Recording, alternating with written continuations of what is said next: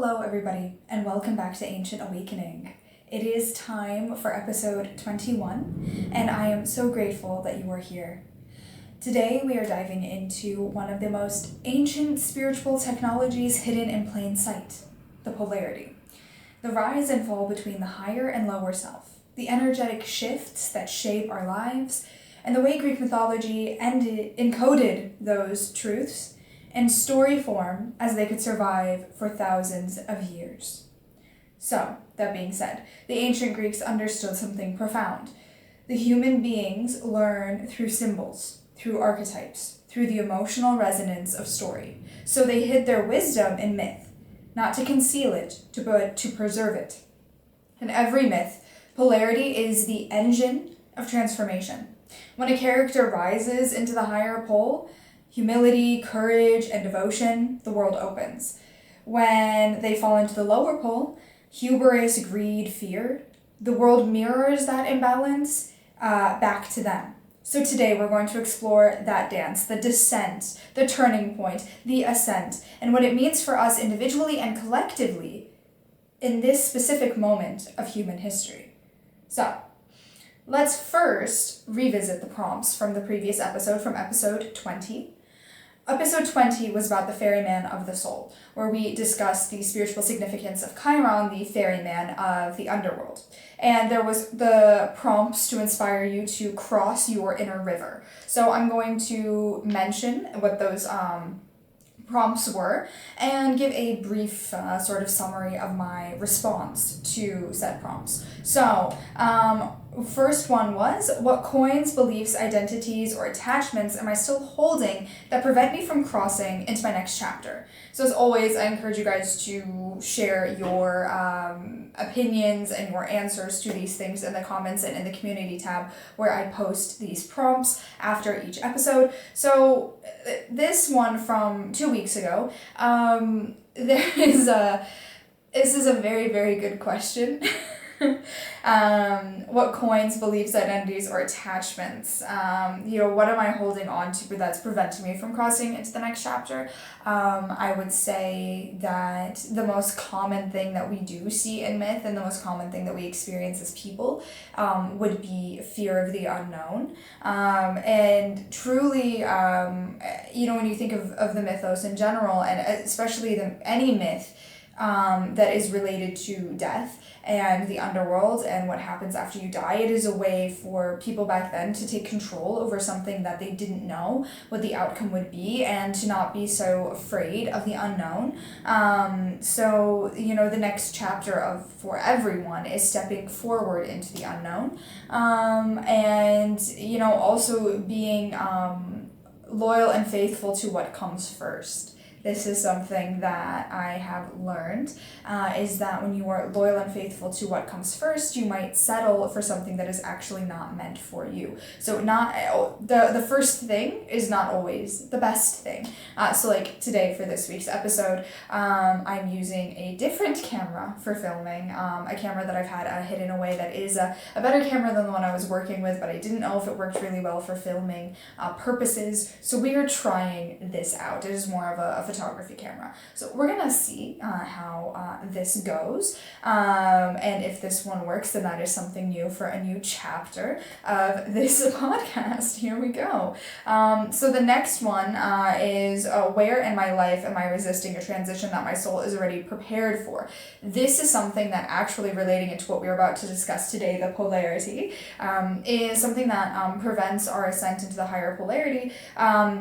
Is a resistance that comes from fear and also from arrogance of the ego, and from always blaming things on the ego. Here is the very interesting thing I found while studying both the mythos and spirituality in general and connecting, is that you cannot blame every human function on the ego, and your ego can also cause you to dismiss something real, and that creates resistance from what your soul is prepared for. So if you are always dismissing other people as a result of thinking, oh, they're just like being egoic and that's all that is, and that's not real, and you're being dismissive, this can prevent you from being prepared for what your soul is ready for. Because if you do this, then you are, in a sense, if we are our reality is a reflection of us, and everyone around us reflects back to us that which we ignore, then if we are ignoring what somebody else is in a sense reflecting back to us, then we prevent ourselves from developing properly in the regards of ascending into the higher polarity. Everything is to help our soul develop, evolve, heal, change, and grow. And also, if you are, ignoring that maybe you might be falling prey to arrogance by being dismissive, this can prevent you as well. Also, other things in relation to this is you can create resistance for what your soul is preparing for when you bottle things up and you don't express and you don't take accountability and work with the essence of forgiveness. So this is something that I learned reflecting on this prompt for myself over the last few weeks, is that the essence of forgiveness is what helps with the transitioning into the next phase of development for your soul. And this is forgiveness of self and forgiveness of others. But it's to the degree of the essence of forgiveness is not that you people please and only forgive just because you feel like you are supposed to. If you feel like there is still some unjust, you work with that. You sit with that feeling. You sit with those emotions. If you do not process something, it can create density, which then affects you to and in essence, it brings you to the lower polarity because it creates density, so you're not able to ascend to the higher polarity. So working with and understanding this is very important to go to the next phase of development. And in general, the spiritual journey and the type of myths that I was looking for to be as an example for how the polarity is shown in mythology, it is very important to work with understanding and processing the feelings, and doing so in a way that empowers you both spiritually and physically, and then also brings ease to the mental body. Ease to the mental body is not being weighed down by the egoic self, but also not being weighed down by the ignoring of human experiences, human feelings, human thoughts, anything human, because you are on a spiritual path. That's very important.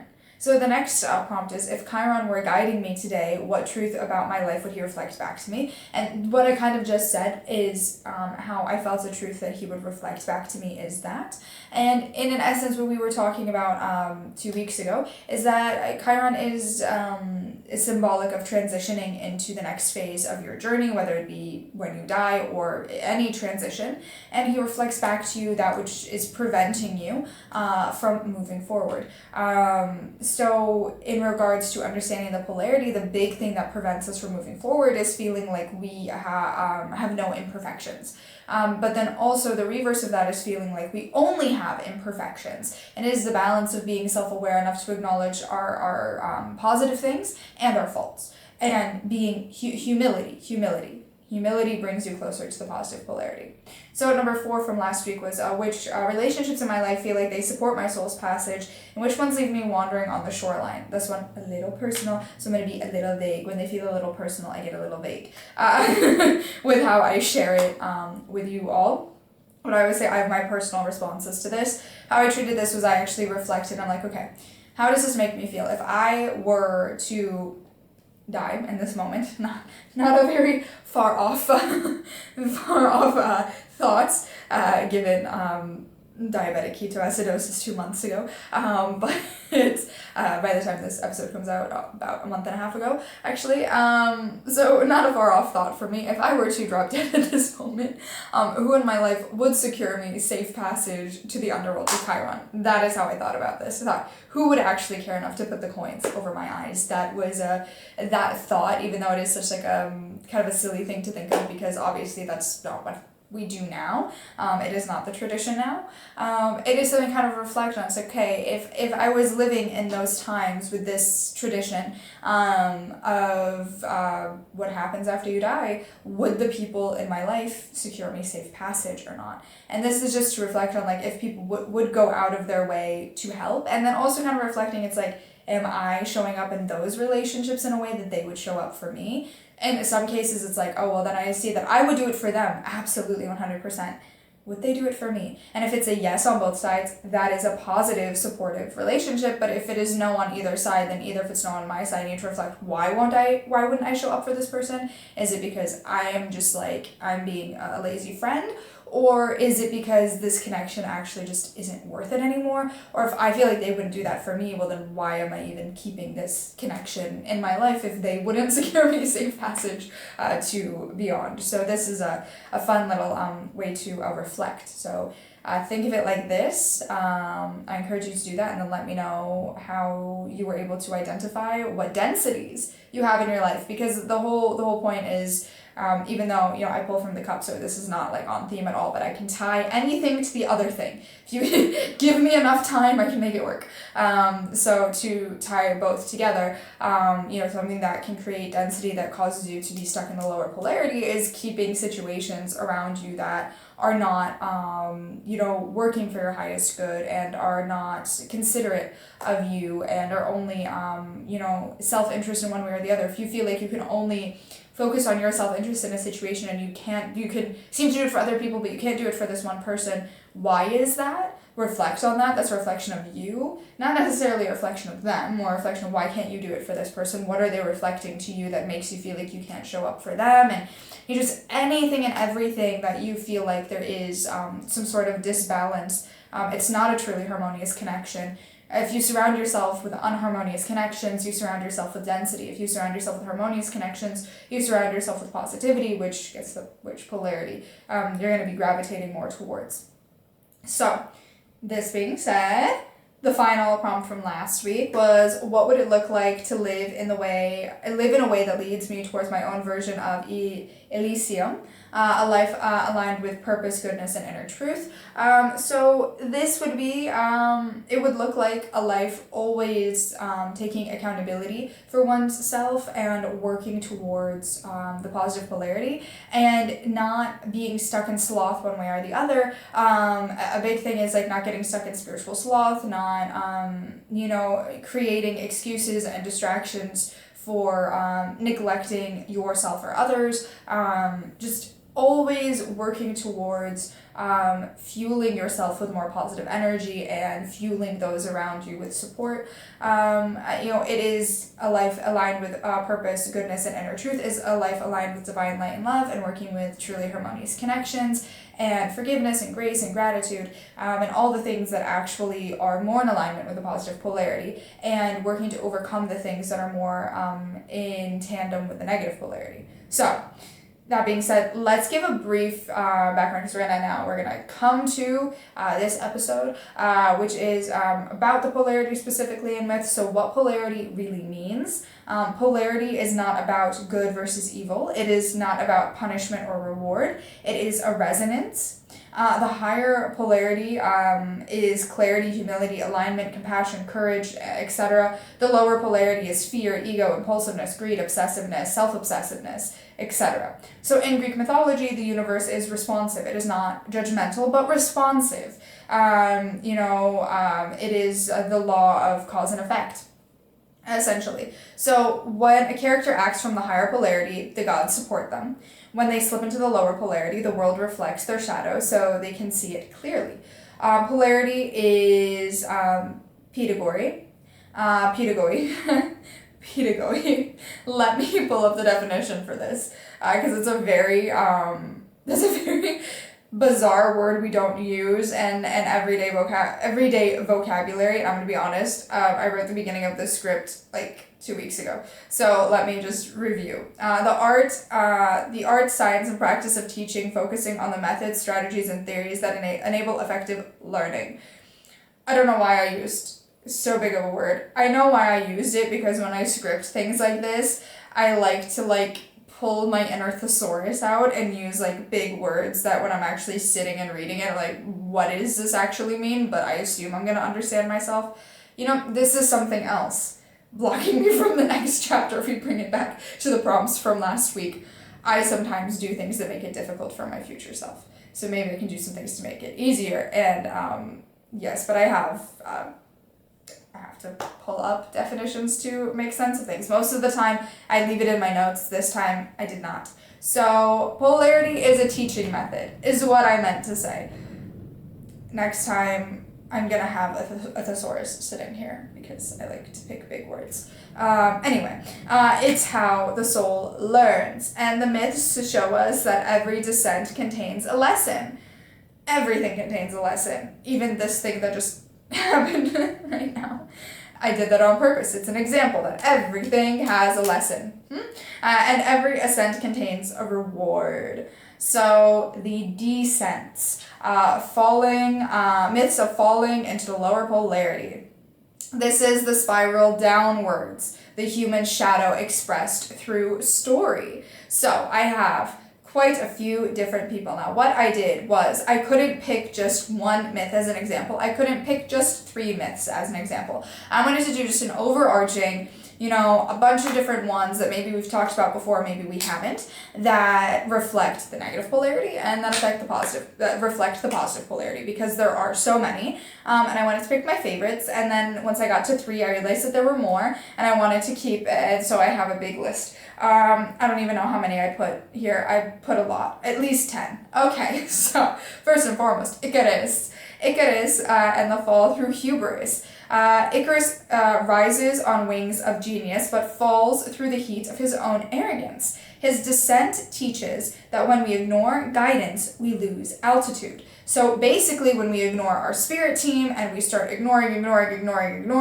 and start following our own hubris, more so than the guidance of our highest self and our spirit team, we start going down, we start going through the descent instead of the positive ascent. So quite literally, you can visually think about it in the sense that the positive polarity would have to be not the sun directly in the myth of Icarus, but the middle ground, because you don't want to fly too close to the sun, right, in general.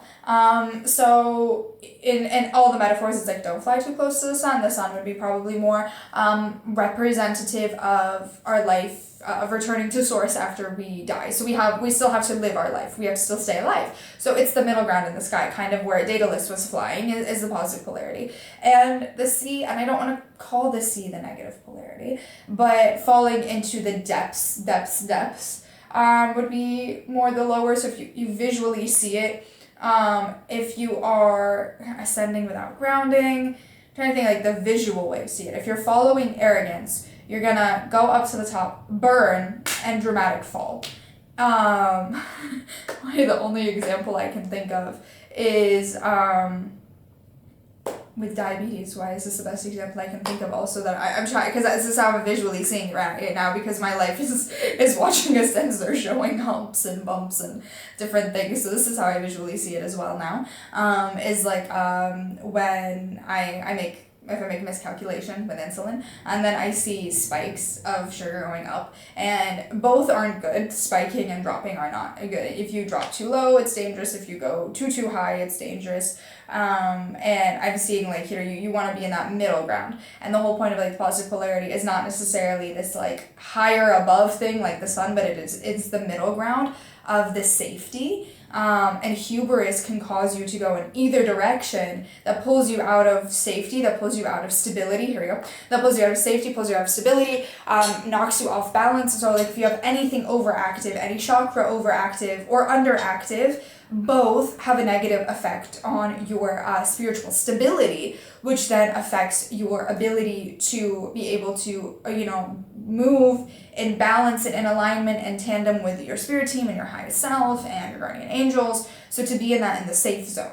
The safe zone is the positive polarity. So you think in any direction, following hubris in any direction. That's why if it's a dramatic spike, you can have a dramatic fall. Which is why, for example, if I take juice and I don't take insulin for it, it will cause me a dramatic spike and then a dramatic fall. It's a actual thing that happens to the body. So if you think of it from the spiritual perspective, and then the visual of Icarus is that he followed his hubris, so he went too close to the sun. He had this high, and it was a high, but it wasn't spirituality and ascension and the positive polarity is not this like high where you're in this kind of like dramatically lucid, loopy, ungrounded state. That's not what it actually is. That's like the false perception of what it could be. What it actually is the calm safety of the serenity in everyday life. And so Icarus had that, and then he had the dramatic fall because he lost his grounding, he lost his footing. So this, I picked more so to be the visual representation. I didn't give myself enough notes. I never put a lot. I put like little points because in general, I don't like scripting things ahead of time. I like to just kind of go with the flow of whatever I feel is flowing through me clairaudiently and whatever, and I'm gonna just like go from there. So I do, this is also probably because in schooling I did a speech event called Impromptu, where we had 2 minutes to prep a 6-minute speech, and we could have like a card with a few little talking points, and eventually I wanted to go off card. So this is now how I treat everything, is that I want to be off card.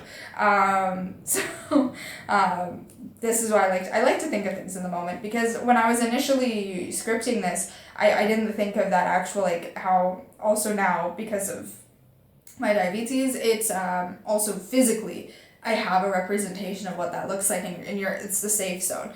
The higher polarity does not mean like the highest points of something. It is actually the safety, the safe zone, the stability.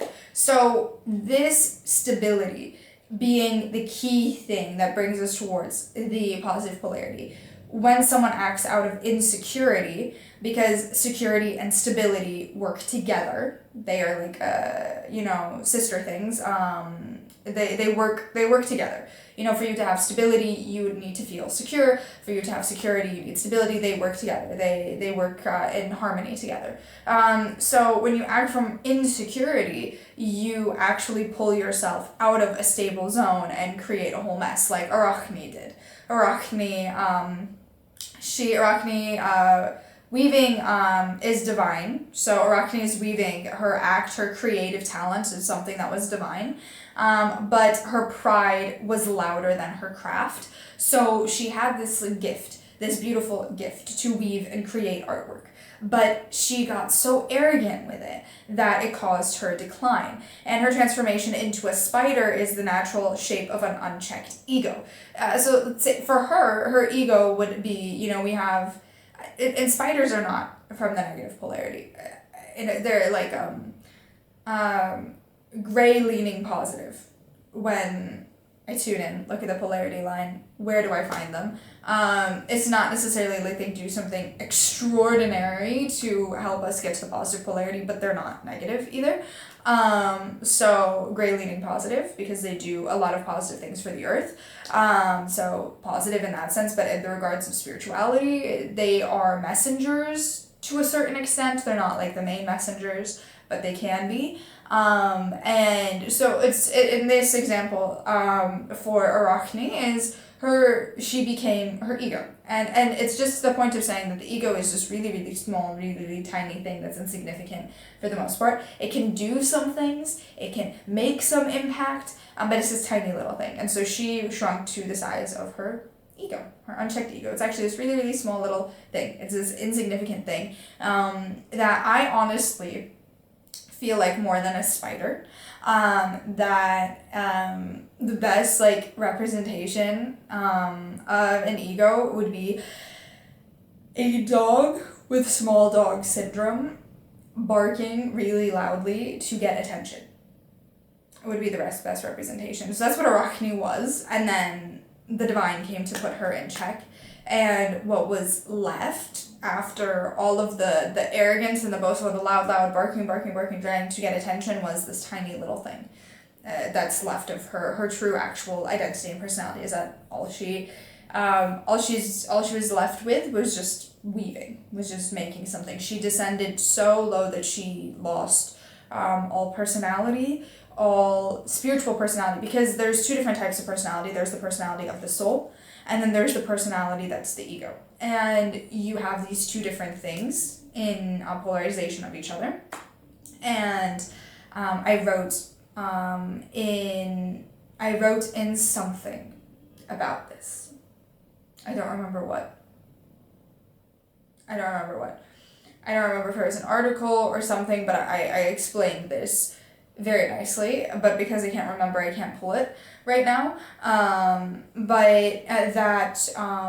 Essentially we exist as our authenticity, and our authenticity is challenged by the ego, which is the mediator between the lower self and our authenticity. And if we keep listening to it, we fall further to our lower self, which is the lower polarity. If we are aligning in our authenticity more, then we're going to be able to hear our highest self, and it can be our guide. So Arachne, she started leaning more towards her lower self, so then in the myth, she got turned into this little tiny thing, because that's all the lower self is this little tiny thing that isn't as powerful as her in her. It had a little bit of her gift, her power as a weaver, to the spider to weave, but it's not the full extent of our power when we are actually in alignment with our highest self.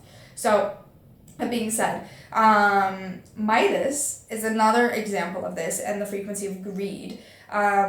Midas is the example of the other extreme, because anything in excess is too much. And so he wanted more power. He wanted more significance, which Arachne did too, in a sense, but she was more boastful that she's better than Athena, and she wasn't thinking bigger in that sense, just like in the world of just like weaving was her entire world, and she's thinking that she's better at this thing than a goddess, right? For Midas, he wanted to turn everything into gold. He had his prospects higher, so that's why it's more greedy. And when desire collapses into grasping, abundance turns into isolation. You can have too much of a good thing, right? And Midas, he liked gold, and he liked it. There's nothing wrong with liking gold. I like the color gold as well. I do. There's nothing wrong with liking it. I like golden things. I like shiny things. Everyone likes shiny things. They're pretty. They're nice to look at.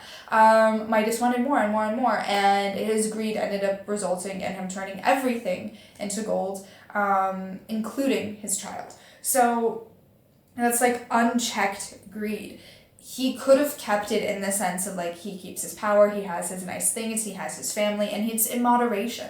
The safe zone, the stability, moderation. And then maybe abundance come to him. He does good things. Someone brings him a gift of gold, and he gets to add more gold to his collection. But no, he wanted to turn everything at his own touch because he couldn't wait for it. He didn't have patience. Patience is also in the safety zone that he was lacking, because he quite easily could have gone out and done good things and created alliances and partnerships with people from other kingdoms and received gold as gifts and added to his collection, but he didn't want to do that, and that caused the dramatic fall of losing that which you really love. And what's unfortunate is in a lot of myths, the characters, and a lot of it has to do with parents. I realized making these mistakes. It's very family oriented. I've mentioned this before, that the myths are actually very family oriented as a way to make us understand these teachings. That it takes them losing that which they really do love, and them losing it to realize how much it meant to them, and then it's gone, and that causes this sort of depression and dissension, because what helps us ascend is our connections and love and those who we love. So some people love themselves a little bit too much, and that creates stagnation. Narcissist, self-obsession. Narcissist does not fall into water, he falls into himself. He falls in love with himself. His myth warns that when we collapse inward, we stop participating in the living world. He was so obsessed with himself, he could not live. Like I don't have a mirror accessible to me right now, but he was only I have actually a phone. Okay, I have a black mirror. So he's just only looking at himself. Everything in the world is passing him by. He's just in love with himself. He could not eat, not drink, only focusing on himself. Obsession, to the point that he loses direction entirely and falls. Falls metaphorically, physically, every sense. He falls. He has no other purpose but to obsess about himself. That's not a life that's purposeful. That's not a life that's meaningful. the positive polarity is meaningful, which means that it might have difficult days when you are working towards being in the positive polarity. Those days are the days that you were tested to see if you can stay in alignment with the positive polarity and in that safe zone. So next is talking about Pandora. Pandora is impulse without awareness. She represents ungrounded curiosity that leads to the cause and effect of negative consequences and essentially ignoring your guidance to do whatever you want. But then, out of fear, she does close the box and leaves hope, which is a positive thing. But, it is from a place of fear as well.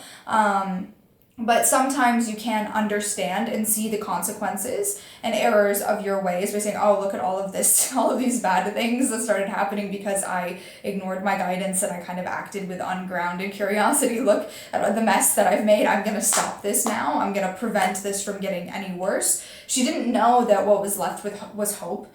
Maybe she would have left it open. She didn't know. What she knew is that this needs to stop and I'm going to close the box. So she did have some progress there.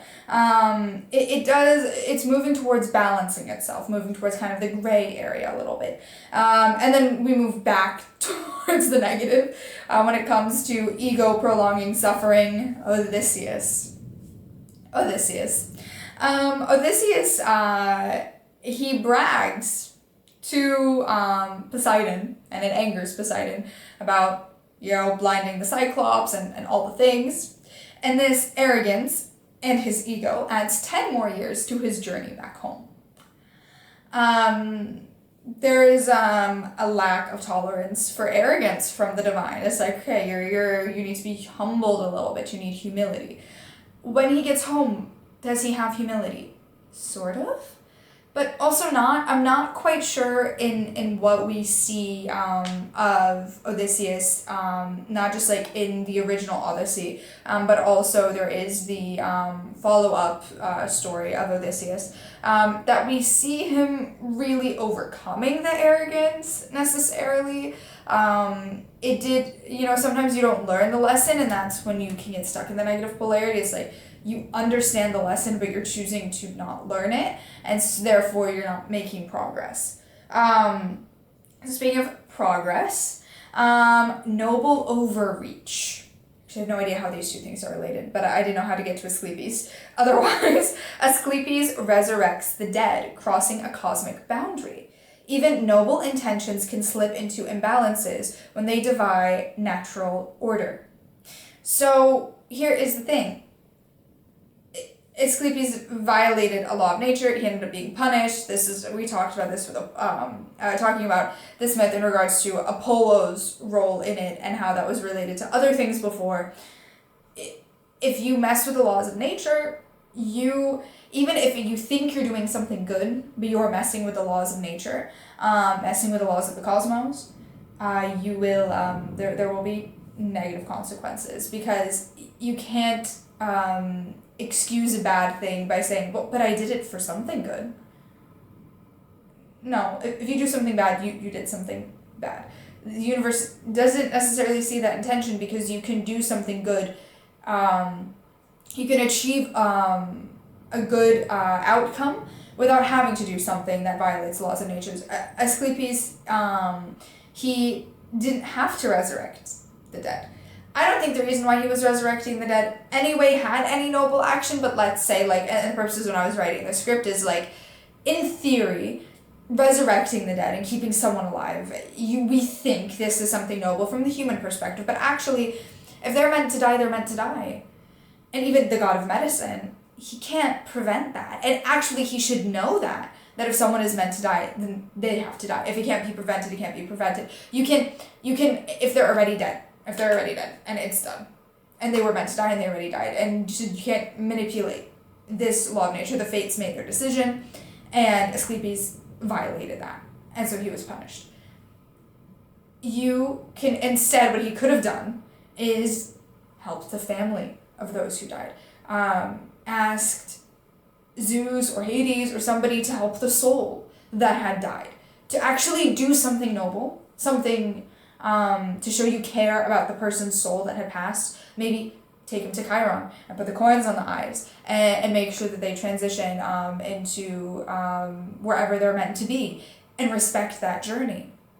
That is the positive polarity, is respecting that, even if it's painful, even if you feel like you could do something, but sometimes you're not supposed to. So now we go to, I have two more left. Atlanta and Orpheus. Atlanta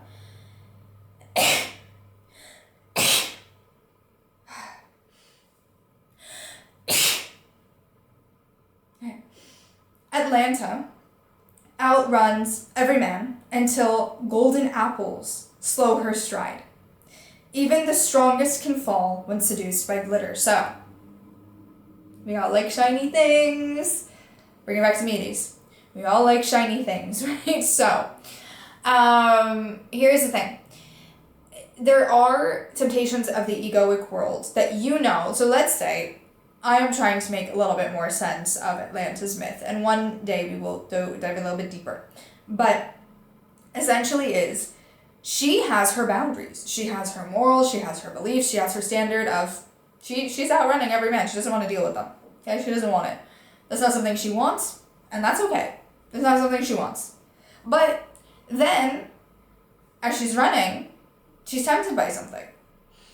And in the moment, you have the chance to choose, am I going to stick by my morals that feel in alignment with my soul? Or there's this shiny, pretty thing and I'm going to get distracted. And I'm going to ignore my ethics, my morals, my beliefs that are in alignment with my soul, and I'm going to do something that's against my authenticity by being pulled in by a temptation. This is what causes descent into the negative polarity. She knew her free will of choice was what she wanted, was to run, to keep striding along. This is what she wanted. But sometimes we know when we want things, and we get distracted.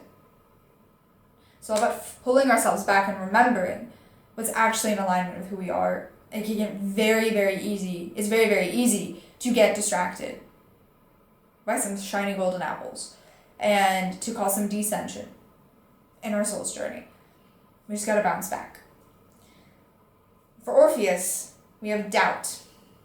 Doubt is another thing that we can be in our morals and our beliefs and our understandings, and then sometimes doubt comes in and causes us to question everything. And it collapses a miracle. Orpheus nearly brought Eurydice back from the dead, but one moment of doubt pulls him into the lower polarity. Doubt is a form of descent. He looked back. He was told, she'll come with you. As long as you trust that she's there, you keep walking out. And he couldn't help it. He wanted to see, he wanted to believe that he wasn't being tricked. He doubted Hades. He doubted that she was there. He doubted his power. He went there. He moved Chiron into letting him in because of his love. He moved Persephone and Hades because of his love. He had his power. He was doubting himself. Not Hades, not Persephone, not Chiron, not even Eurydice. The biggest doubt was doubting himself. He had the power. He made the impact. He just had to believe that the miracle was happening behind him. So this is the shadow spiral, the descent that we all know. We all have experienced.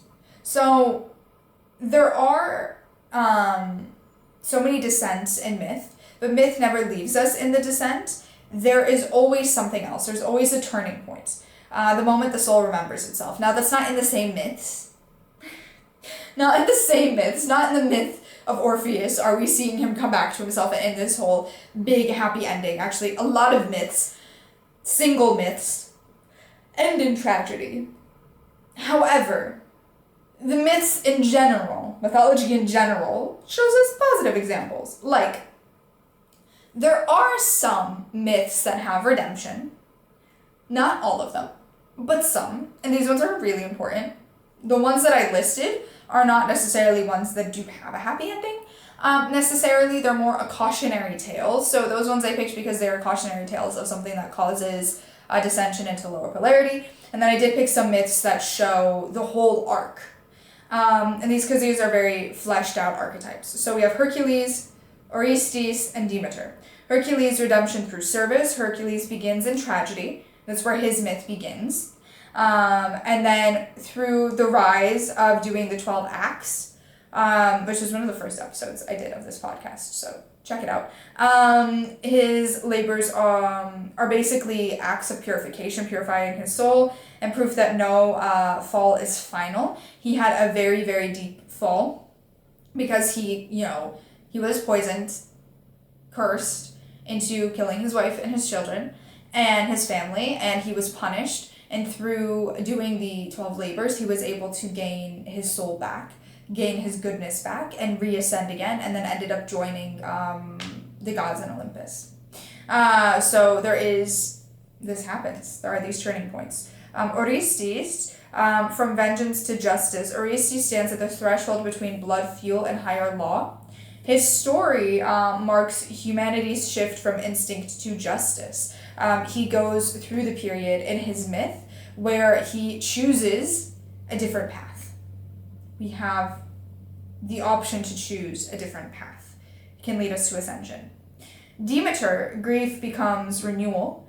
Demeter's sorrow does freeze the world, but her acceptance brings spring. So even though there's still winter, even though there's still times where she is grieving and she is sad that Persephone is in the underworld, she had initially created a eternal winter, like eternal freeze. So now there's just like 3 months of that. Just 3 months. And the renewal of spring is her realizing, yeah, but Persephone's gonna come back, and we're gonna have a joyous summer. Yeah, I'm sad, but she's gonna come back, and so that excitement. And to go through the cycles. So part of ascension is actually going through those cycles and actually going through the grieving process and that renewal, and we go through grief all the time for everything, and to allow ourselves to experience every single phase of that journey. Every descent contains the seed of return. The turning point is always awareness. The moment we say, I choose differently now. So now for ascent, rising into the higher polarity. So myths that show direct ascension. So ones that don't necessarily have starting in tragedy like Hercules, and that end on a more positive note. So in a sense, also a cautionary tale, but a cautionary tale and a lesson of like, here's what to do. Not a cautionary tale, but this is what to do. Tale. So now we rise, the upward spiral, Perseus for courage and humility. We also have Psyche, we have Philemon and Bacchus, we have Prometheus, and we have Dioscuri. So we have a few different ones. And again, these are just overviews because this is a ton of myths. Perseus succeeds because he listens, accepts, helps, and stays aligned. His victories are rewards for humility and clarity. So Perseus is famously known for slaying the Gorgon, and for also when he slays the Gorgon, then Pegasus is born as well. But the whole myth of Perseus is truly one of my favorites. I think that it shows that no matter where you start off your story, you can do something impactful. And all you need is courage to make a difference. And it doesn't matter if you are a commoner, if you are a demigod, it doesn't matter.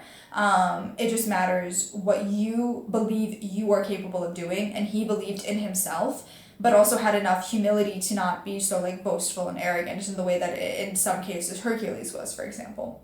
And so this is a great example of ascension to the higher polarity. Psyche, devotion becoming divinity. Psyche's trials refine her. She rises through patience, trust, love, and becomes immortal. Her ascent is the soul remembering itself. So for Psyche, she isn't turned away by challenges. And this is also something that Perseus shares in common as well, is not being turned away by a challenge like, oh, there's a Gorgon that can turn me to stone. I am not going to be turned away by this challenge, right? Because this is something that I know that I'm capable of doing, and that is honoring the power of your soul and accepting that. And Psyche, she also realized this, and we've talked about her, and I can't remember which episode, but one of the episodes she came up.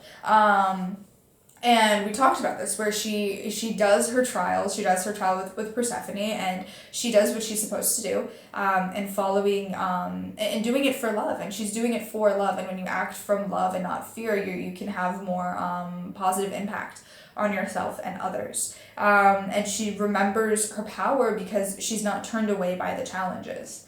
So then we go to Philemon and Baucis.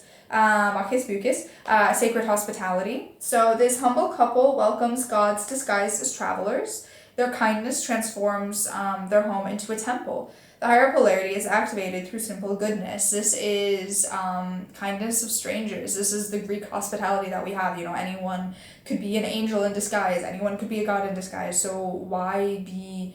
you don't know what's going on. You don't know, the inside someone's true character. So it's just better to be kind to everyone, and this is an important lesson. It's like, it kind of gets turned into this thing of like, well, doing kind things in hospitality because it could be an angel or God or something in disguise, right? It could be something divine in disguise. So be nice because you can get some rewards from it, and that can turn into something out of self-interest. But what it's really teaching is you don't know. You don't know someone's story. You don't know their background. You don't know, it could be bad, it could be good. You don't know.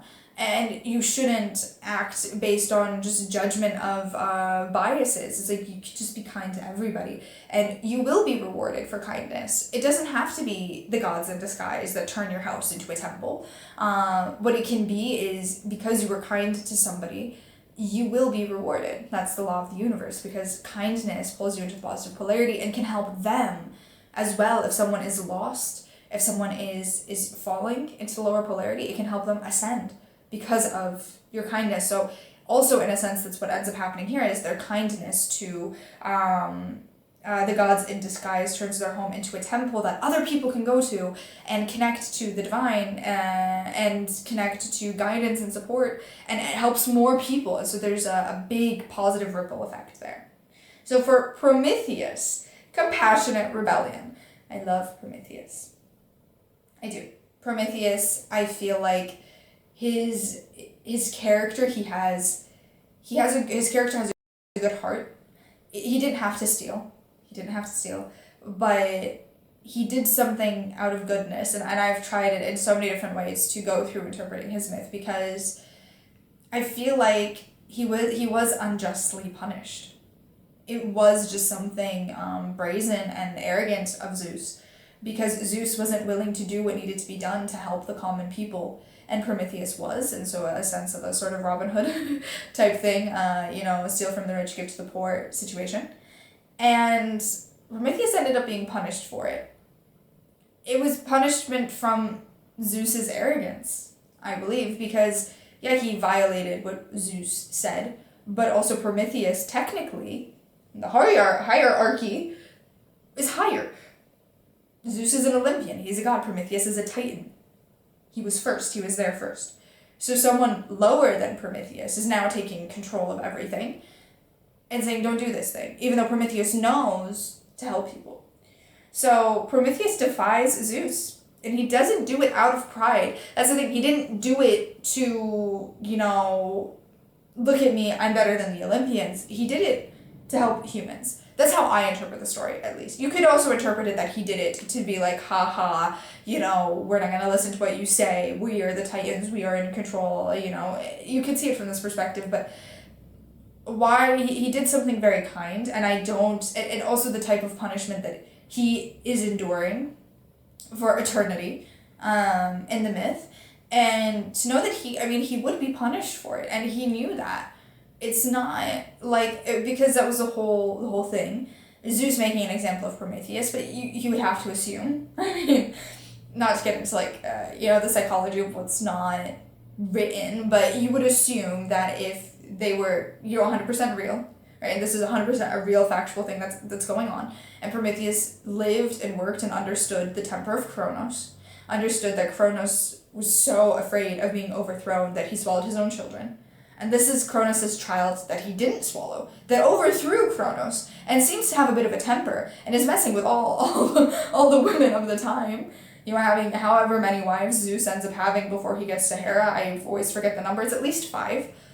right? Prometheus would not, this is not a stable person. I'm going to steal from someone who's not a stable person. Obviously, if I get caught, I'm going to be punished. I assume Prometheus would be logical in this situation, and he would know. Okay, but the humans need fire. We're creating them. We are their gods, right? We are their creators. Shouldn't we be taking care of them? Why are you depriving them of something that they need? So sometimes the higher polarity requires courage against authority. Not all authority is positive authority. Just because someone is in a place of authority doesn't mean that they're actually in the right. If it goes against general human respect, common human decency, consideration, anything, you can say no to authority. Authority isn't always right. What Prometheus was following was his soul. There was the authority of the human world, we're going to say, Zeus representing the authority of the human world, saying, you can't do this thing. Prometheus is like, well, my soul is telling me that I need to help these people. You're telling me I can't help them because of your arrogance? No, I'm going to help them.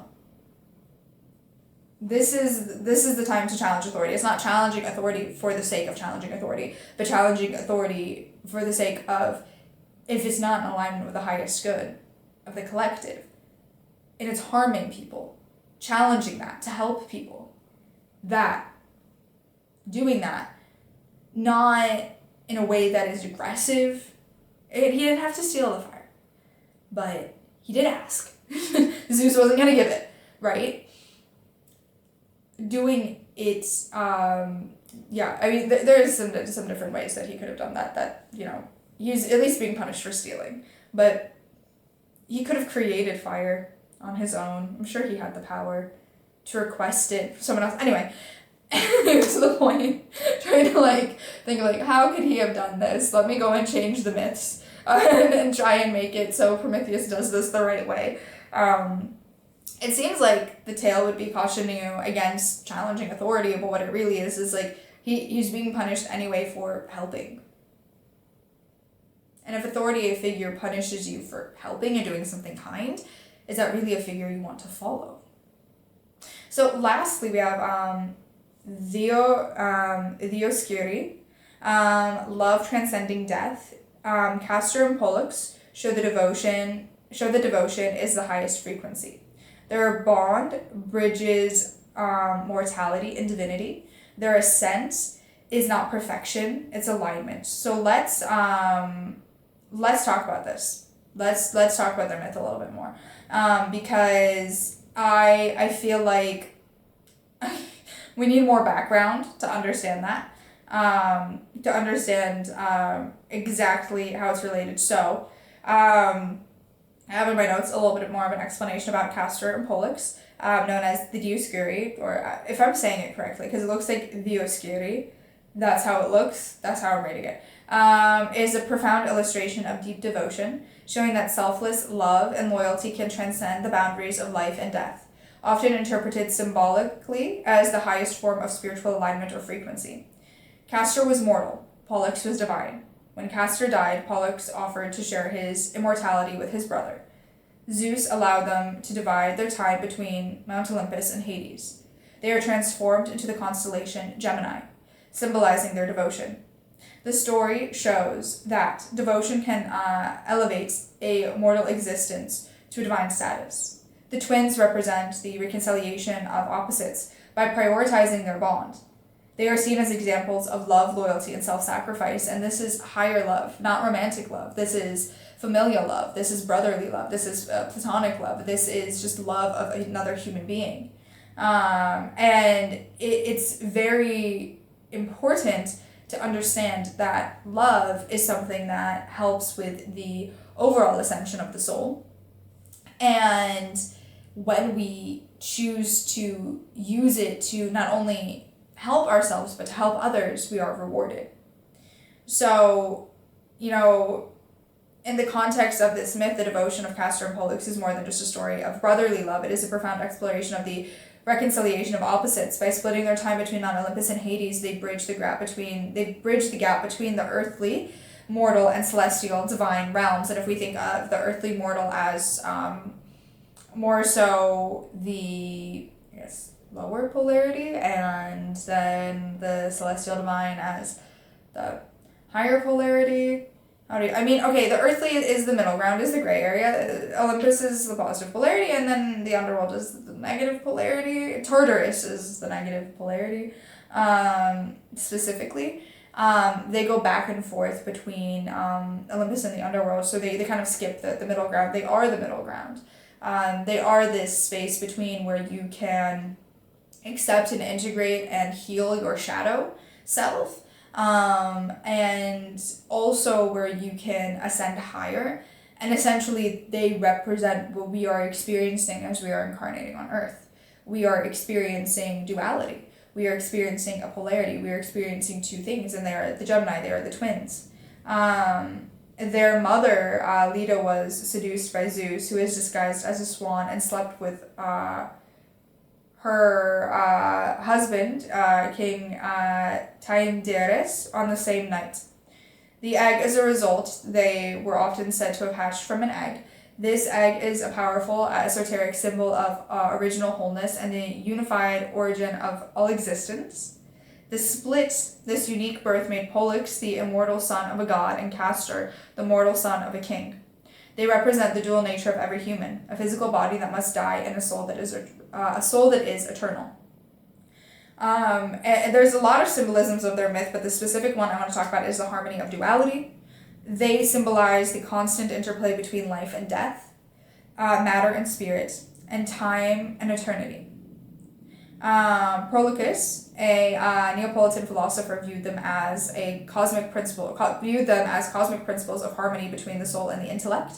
And this is also important because actually the positive polarity is the balance between intellect and spirituality, and the negative polarity would then be more so the ignorance and ignorance of both things, and they're important to be in alignment with each other. If you are over excessive in spirituality that you ignore intellect in the physical, then you have a disbalance with your physical body, which is not in alignment with the stability of the positive polarity. And if you are too much following intellect that you ignore the spirituality, then you are having ignorance of the soul, which then brings you out of alignment with your soul, which then can cause descent both ways.